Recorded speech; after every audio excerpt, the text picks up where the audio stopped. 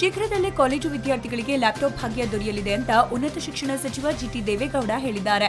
2016-17ರಲ್ಲಿ ಯೋಜನೆ ಘೋಷಣೆಯಾದಾಗ ವಿವಿಧ ಕೋರ್ಸ್ಗಳ ಪ್ರಥಮ ವರ್ಷಕ್ಕೆ ಸರ್ಕಾರಿ ಕಾಲೇಜಿನಲ್ಲಿ ದಾಖಲಾತಿ ಪಡೆದಿರುವ ಬಡ ವಿದ್ಯಾರ್ಥಿಗಳಿಗೆ ಮಾತ್ರ ಅತಿ ಶೀಘ್ರದಲ್ಲಿ ಲ್ಯಾಪ್ಟಾಪ್ ವಿತರಿಸಲಾಗುತ್ತೆ ಅಂತ ಸಚಿವ ಜಿಟಿ ದೇವೇಗೌಡ ಹೇಳಿದ್ದಾರೆ. ಕಲಬುರಗಿಯಲ್ಲಿ ನಿನ್ನೆ ಅನುಮಾನಾಸ್ಪದವಾಗಿ ಮೃತಪಟ್ಟಿದ್ದ ಟ್ರೇನಿ ಪಿಎಸ್ಐ ಬಸವರಾಜ್ ಅಂತ್ಯಕ್ರಿಯೆ ಇಂದು ನಡೆಯಲಿದೆ. ಬಸವರಾಜ್ ಜೊತೆ ತರಬೇತಿ ಪಡೆದಿದ್ದ ಒಟ್ಟು 590 ಪರೀಕ್ಷಾರ್ಥಿಗಳು ಅವರ ಕುಟುಂಬಕ್ಕೆ ನೆರವಾಗೋಕೆ ಮುಂದಾಗಿದ್ದು ತಲಾ 10,000 ಧನ ಸಹಾಯ ಮಾಡಲು ನಿರ್ಧರಿಸಿದ್ದಾರೆ. ಈ ನಡೆಗೆ ಎಸ್ಪಿ ಎನ್ ಶಶಿಕುಮಾರ್ ಮೆಚ್ಚುಗೆ ವ್ಯಕ್ತಪಡಿಸಿದ್ದಾರೆ. ಆಳ್ವಾಸ್ ಶಿಕ್ಷಣ ಪ್ರತಿಷ್ಠಾನ ವತಿಯಿಂದ ಮೂಡಬಿದರೆಯಲ್ಲಿ 3 ದಿನಗಳಿಂದ ನಡೆದ 25ನೇ ಆಳ್ವಾಸ್ ವಿರಾಸಟ್ಗೆ ತೆರೆ ಬಿದ್ದಿದೆ. ವಿರಾಸಟ್ನಲ್ಲಿ ಖ್ಯಾತ ಸಂಗೀತ ಮಾಂತ್ರಿಕ ಶಂಕರ್ ಮಹಾದೇವನ್ ಅವರ ವಿಶಿಷ್ಟ ಶೈಲಿಯ ಸಂಗೀತ ನೆರೆದಿದ್ದ 50,000ಕ್ಕೂ ಅಧಿಕ ಜನರ ಮನಸೂರೆಗೊಳಿಸಿತು. 3 ದಿನಗಳ ಕಾಲ ಗಣ್ಯಾತಿ ಗಣ್ಯರು 25ನೇ ವರ್ಷದ ವಿರಾಸಟ್ ಕಾರ್ಯಕ್ರಮ ನೀಡಿದ್ದು ನಾಡಿನ ನಾನಾ ಭಾಗದಿಂದ ಲಕ್ಷಾಂತರ ಜನ ಭಾಗಿಯಾಗಿದ್ರು. ಉತ್ತರ ಪ್ರದೇಶದ ಅಲಹಾಬಾದ್ನಲ್ಲಿ ಜನವರಿ 15ರಂದು ನಡೆಯಲಿರುವ ಕುಂಭಮೇಳಕ್ಕೆ ಬರುವ ಯಾತ್ರಾರ್ಥಿಗಳಿಗೆ ಅನುಕೂಲವಾಗಲು ರೈಲ್ವೆ ಇಲಾಖೆ ಮೊಬೈಲ್ ಆಪ್ ಬಿಡುಗಡೆ ಮಾಡಿದೆ.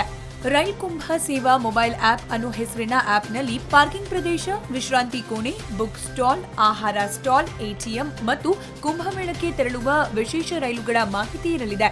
ಜೊತೆಗೆ ಕುಂಭಮೇಳದ ಟಿಕೆಟ್ ಸಹ ಈ ಆಪ್ನಲ್ಲಿ ಬುಕ್ ಮಾಡಬಹುದು. ರಾಷ್ಟ್ರ ರಾಜಧಾನಿ ದೆಹಲಿಯಲ್ಲಿ ಇಂದು ಸಹ ಮಂಜಿನ ಅಬ್ಬರ ಮುಂದುವರೆದಿದೆ. ಹೆಚ್ಚಿನ ಮಂಜಿನಿಂದ ದೆಹಲಿಯ ರಾಜೀವ್ ಗಾಂಧಿ ಅಂತಾರಾಷ್ಟ್ರೀಯ ವಿಮಾನ ನಿಲ್ದಾಣದಿಂದ ಯಾವುದೇ ವಿಮಾನ ಹಾರಾಡದೆ ರನ್ವೇನಲ್ಲೇ ಉಳಿದಿದೆ. ಜೊತೆಗೆ 13 ರೈಲುಗಳು ತಡವಾಗಿ ಸಂಚಾರ ಆರಂಭಿಸಿವೆ. ರಾಯಚೂರು ಜಿಲ್ಲೆ ಸಿಂಧನೂರಿನಲ್ಲಿ ರಾಜ್ಯ ಮಟ್ಟದ ಪಶು ಮತ್ತು ಮತ್ಸ್ಯ ಮೇಳಕ್ಕೆ ಭರ್ಜರಿ ರೆಸ್ಪಾನ್ಸ್ ಸಿಕ್ಕಿದೆ. ಮೇಳದಲ್ಲಿ ವಿವಿಧ ತಳಿಯ ದಷ್ಟ-ಪುಷ್ಟ ರಾಸುಗಳು, ಮೊಲ, ಮೇಕೆ, ಶ್ವಾನ ಹಾಗೂ ವಿವಿಧ ಬಗೆಯ ಮೀನುಗಳು ಜನರ ಕಣ್ಸೆಳೀತಾ ಇದೆ. ಇನ್ನು ರೈತರು ಮೀನು ಸಾಕಾಣಿಕೆ ಬಗ್ಗೆ ಮಾಹಿತಿ ಪಡೆದಿದ್ದಾರೆ. 3 ದಿನ ನಡೆಯುವ ಮೇಳಕ್ಕೆ ಇಂದು ತೆರೆ ಬೀಳಲಿದೆ. ವಿಶ್ವವಿಖ್ಯಾತ ಹಂಪಿಯ ವಿರೂಪಾಕ್ಷ ದೇವರಿಗೆ ಫ್ರಾನ್ಸ್ ಮೂಲದ 3 ಭಕ್ತರು ತಮ್ಮ ಹರಕೆ ತೀರಿಸಿದ್ದಾರೆ. 1 ವರ್ಷದ ಹರಕೆ ತೀರಿಸಲೆಂದು ಫ್ರಾನ್ಸ್ನಿಂದ ಬಂದಿದ್ದ ಉಂಬೆರ್ಟೋ ಜೀನ್ಸ್ ಲುಕಾಸ್ ಜೀನ್ ಅನ್ನೋ ಭಕ್ತರು 20,000 ನಾಗರ ವಿಗ್ರಹ ಹಾಗೂ ತಾಮ್ರದ ದೀಪ ನೀಡಿದ್ದಾರೆ. ಪ್ರತಿ ವರ್ಷ ಹಂಪಿಗೆ ಭೇಟಿ ನೀಡುವ ಈ ಭಕ್ತರು ವಿರೂಪಾಕ್ಷ ಇವರ ಬೇಡಿಕೆಯನ್ನ ಈಡೇರಿಸಿದ್ದಾನೆ ಅಂತ ತಮ್ಮ ಹರಕೆ ತೀರಿಸಿದ್ದಾರೆ.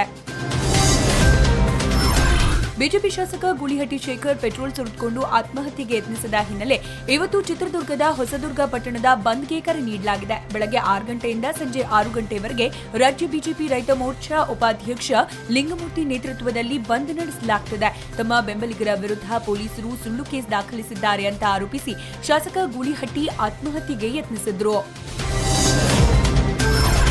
ನೀನಾಸಂ ಸತೀಶ್ ಅಭಿನಯದ ಚಂಬಲ್ ಸಿನಿಮಾದ ಟೈಟಲ್ ಸಾಂಗ್ ರಿಲೀಸ್ ಆಗಿದ್ದು ಸಖತ್ ವೈರಲ್ ಆಗ್ತಿದೆ. ಹಾಡಿನ ಲಿರಿಕ್ಸ್ಗೆ ನೀನಾಸಂ ಸತೀಶ್ ಫ್ಯಾನ್ಸ್ ಫಿದಾ ಆಗಿದ್ದಾರೆ.